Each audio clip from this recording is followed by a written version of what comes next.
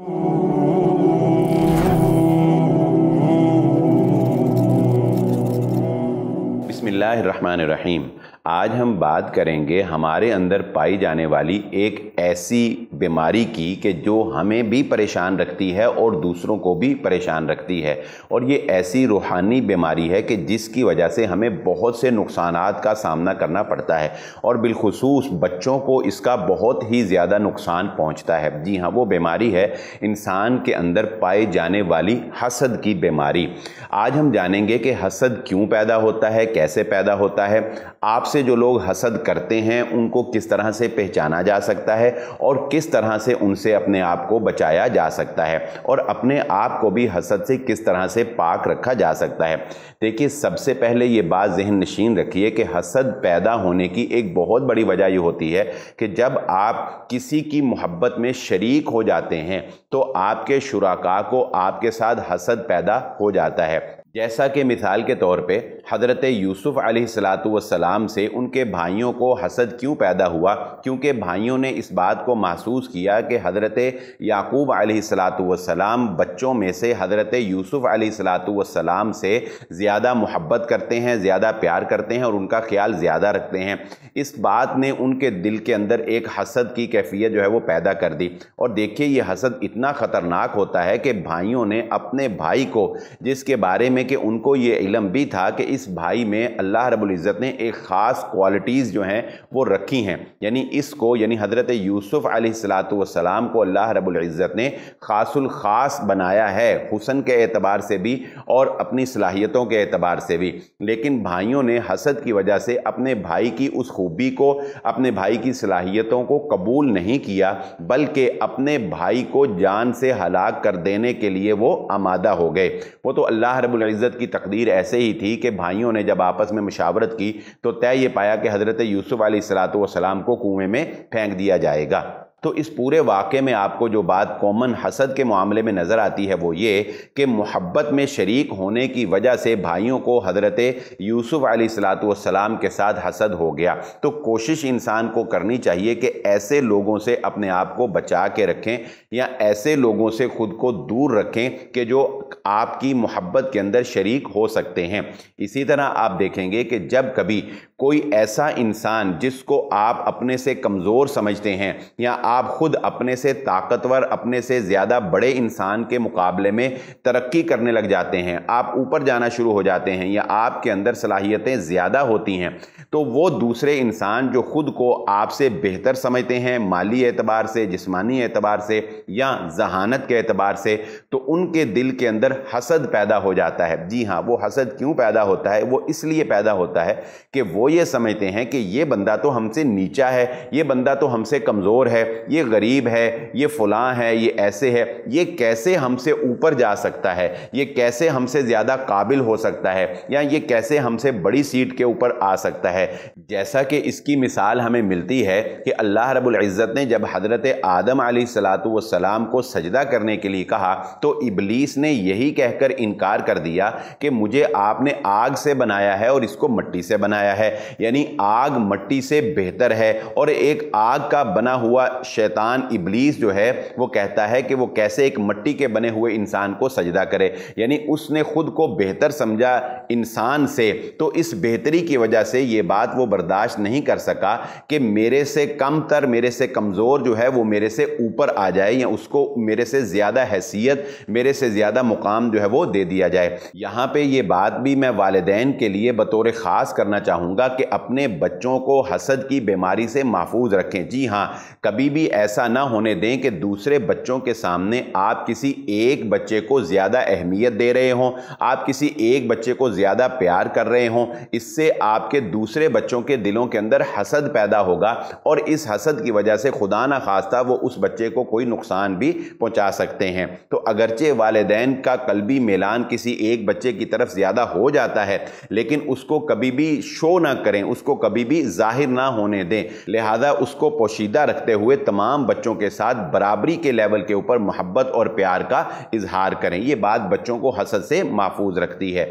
आगे चलते हैं। देखिए हासिद इंसान को किस तरह से पहचाना जा सकता है। सबसे पहला फार्मूला यह है कि हासिद इंसान की पहचान ये है कि जब आप उसके सामने अपनी किसी कामयाबी का जिक्र करते हैं, जब आप उसके सामने अपनी किसी काबिलियत का जिक्र करते हैं, अपनी किसी सक्सेस को उसके साथ शेयर करते हैं, तो आप महसूस करेंगे कि उसके चेहरे के ऊपर फौरन ही नागवारी के असरात जो हैं वो जाहिर हो जाते हैं। यानी एक सैडनेस जो है, एक गमगीनगी जो है वो उसके ऊपर तारी हो जाती है, लेकिन वो कुछ देर के बाद उसको कवर कर लेता है, कुछ देर के बाद वो उसको जो है वो ओवरकम करने की कोशिश कर लेता है। तो पहली अटेम्प्ट में जब आप उसके चेहरे पे नज़र डालेंगे तो वो गमगीनगी के असरात और वो अफसुर्दगी के असरात जो हैं वो आपको उसके चेहरे पर नज़र आएंगे। तो समझ जाइएगा कि ये बंदा जो है ये आपके साथ हसद जो है वो कर रहा है। दूसरी बात, हासिद इंसान जो है वो कभी भी आपकी खूबी को तस्लीम नहीं करता।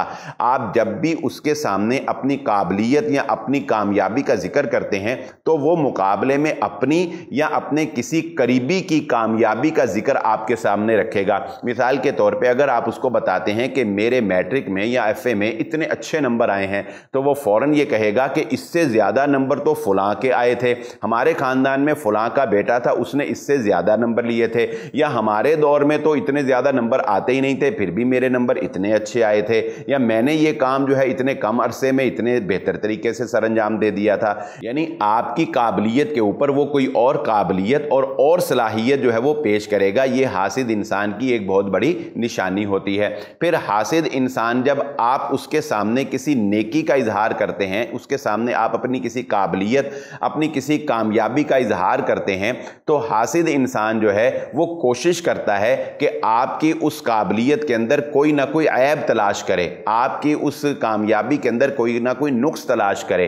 यानी वो आपकी कामयाबी को ये कहकर रिजेक्ट कर देगा कि काम तो आपने बहुत अच्छा किया लेकिन इसमें ये कमी रह गई, अगर ये ऐसे हो जाता तो और अच्छा होता, आपने ये बहुत अच्छी पिक्चर बनाई है लेकिन देखें इसकी नाक थोड़ी सी टेढ़ी बन गई है, अगर इसकी नाक थोड़ी सी बारीक होती तो ये और ज़्यादा प्यारा बनता। यानी इस तरह की, ये फॉर एग्जाम्पल मैंने आपके सामने एक मिसाल रखी है, तो इस तरह की बातें जो है वो हासिद इंसान जो है वो आपके सामने करेगा। यानी आपकी बनाई हुई किसी चीज़ में या आपकी काबिलियत में या आपकी सलाहियत में वो कोई ना कोई छोटा मोटा ऐब निकाल कर आपको फुल मार्क्स कभी नहीं देगा, वो आपके मार्क्स जो है वो हमेशा कम करने की कोशिश करेगा। तो ऐसे लोगों से आपको क्या करना है? ऐसे लोगों से आपने अपनी कामयाबी शेयर ही नहीं करनी।